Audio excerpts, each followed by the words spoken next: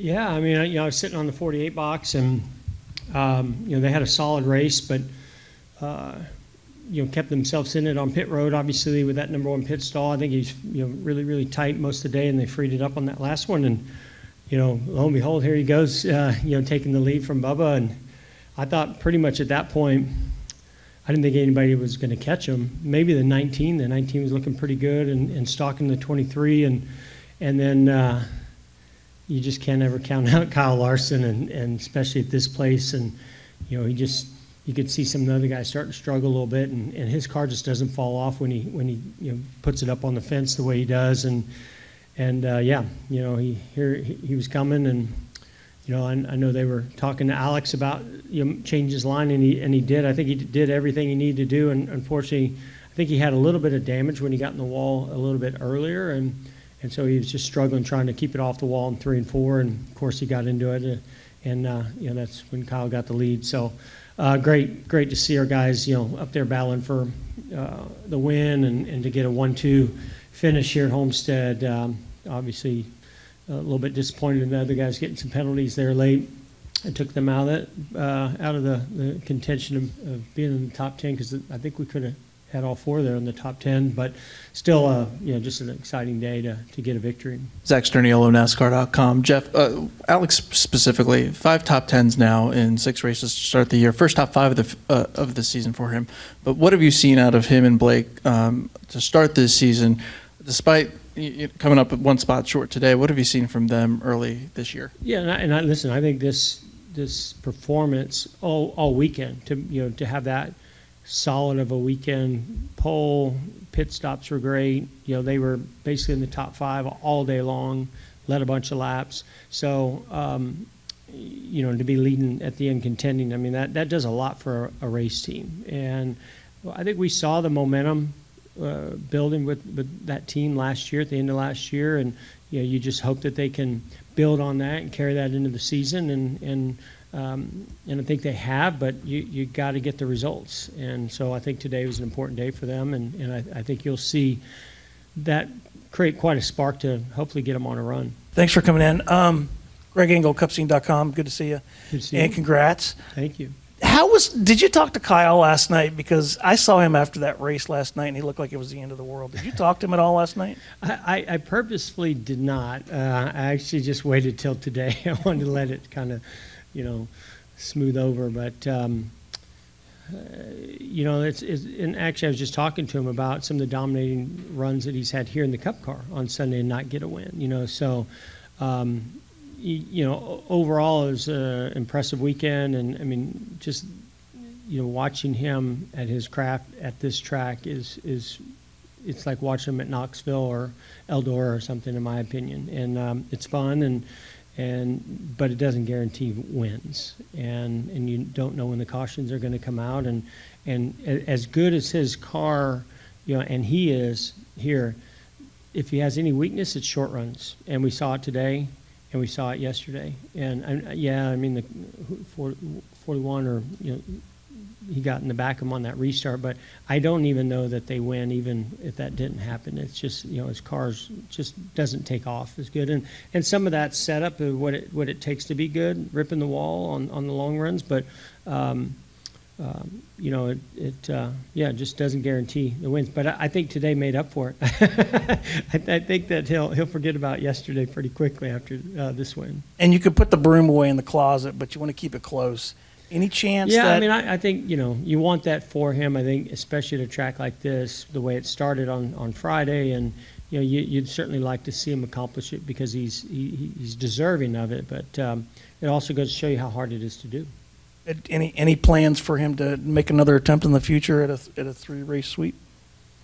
You have to ask him. I have no idea what his Bristol? schedule is. Okay, Bristol. Oh, there you go, Bristol. I'll shut up then and study and another one he can certainly do it in.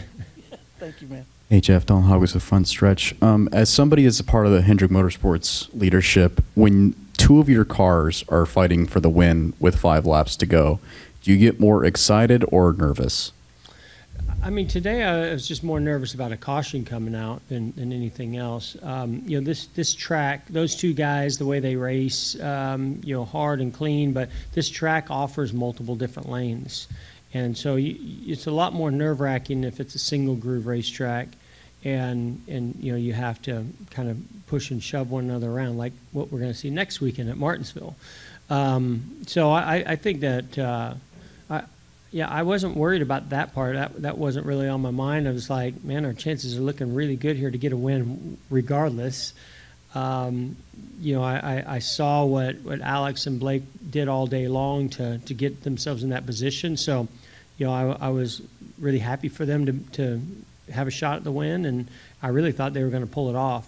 But, you just saw Larson coming hard, and at that point I was like, okay, just one of these two guys bring it home, and obviously no cautions came out, so that was good. When you were on top of the 48 pit box, when he got passed by Larson, Yeah. can you describe the emotion that you saw on top of the pit box when that happened? Oh, I mean, listen, they're watching the data and the SMT and the TV cameras. I mean, you saw he was coming, but I thought Alex did a great job moving his line around and adjusting without losing a lot of time to Kyle. And really, I feel like it was going to be really difficult for Kyle to get by him taking that line. Mainly I'm talking about 1 and 2. Everybody's on the wall in 3 and 4, but 1 and 2, there's a couple different options you can take. Kyle's one of the few that gets on the wall right away, and they talked to Alex about that, and he shifted and moved to that line, and I really think it was holding Kyle at bay, but Kyle's strength is getting into 3 and just ripping the wall, and Alex, was giving up a little bit on entry, but gaining in the middle. And then he just maybe gained a little too much in the middle, and that's when he brushed the wall. But I mean, it wasn't there wasn't a lot of emotion going on. It was just I think they were a little bit bummed when he scraped the wall and lost the lead. But I think they knew it was a really good day. Holly Kane with the NASCAR Wire Service. So your team is 1, 2, 3 in the points. All 4 of them are among the top 6 in the points. Could you just talk about what an incredibly strong start to the year? Yeah, it really has been. I know we've had a couple races where all 4 of the cars in the top 8 or 10, and it's a finicky sport because you want to get off to a good start, get in a good position in points, so that you're not on your heels and playing catch up. So that part's really nice, but we've been getting beat, So while it's nice, to have won the Daytona 500 the next 3 weeks, well, maybe take out Atlanta because I think our guys were in position to win that one. But Phoenix, they got beat, and Vegas, I mean, there are a few things that kind of didn't go great there, but basically got beat there too, So I think our guys really focus more on how do you bring the car with the most speed every single weekend. And then when you get to Hendrick Motorsports on Monday, even if you brought 4 of the fastest cars to the racetrack, one of them said mine wasn't as fast as our other. So it's just constantly you're just chasing it, And so the nice thing is when you get a start like this and you're up there in the points, it's the fine tuning, and what you're chasing is victories and just perfection is what you're really looking at. I mean, just like the 12 car today. I mean, honestly, I think that was the car. I mean, it was ridiculous how fast they were. So I still think we're chasing right now, whether it's that 12 car or at times the 20 car. So we still have work to do, but we're going to take the win and be happy about it, and be happy about where we're at in points, and just look at the things we have to work on. We don't have big things to work on other than just gaining a little bit more speed. Dustin Long, NBC Sports. Jeff, it's only just a couple of years ago that almost about this point in the season, Alex was leading the points. And so we have seen him in this type of position before, but certainly a lot of things have happened since. And I know Blake felt like picking things up, even stronger latter part of last season. Says, hey, once we got DQ'd, people forgot about us and we were still strong. How have you seen this journey from Alex, from that guy that was leading the points a few years ago, to everything in between, to getting to a point now where he's, nearly wins at maybe a track that would not normally be his best track or one you would expect? Yeah, I think what we've worked on the most is just making sure he knows he's got the support behind him. I think they've been searching for a little bit more depth in the team. I think that if you compare them to the other Hendrick teams, Blake was sort of one of the steps, and then he's been working on car chief and the pit crew and just putting all the pieces together. And Alex and he have kind of always been on the same page and have a lot of confidence in one another. But when a team has the confidence that the organization is behind their moves and supporting them, and the sponsors are there for them, it's hey, take all those things off to the side. Don't worry about that. Just go and make your race cars the best you can make them. Drive the car the best you can. Prep the best you can. Mentally, physically, just be in a position to go capitalize when the day goes well. And I think that is really what I'm seeing this year in them, but also what you saw today.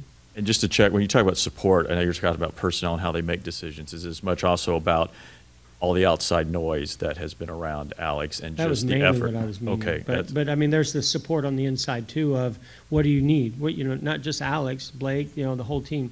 Go to Chad Knaus, Jeff Andrews, and just say, hey, what does this team need, and what are they missing, and how do we go get that for them? Whether it's personnel, usually it's personnel, and then but beyond that, right? Yeah, it's the noise that's been around some of the things there, and this is our guy, and we're happy to see them doing well. Also wanted to ask you about the 9 team. I know he had the penalty today. I think it had a penalty last week or so they've had some kind of penalties. Had some top 10s the last couple of weeks. I know Chase says, hey, didn't feel like Phoenix and Las Vegas were as good a runs.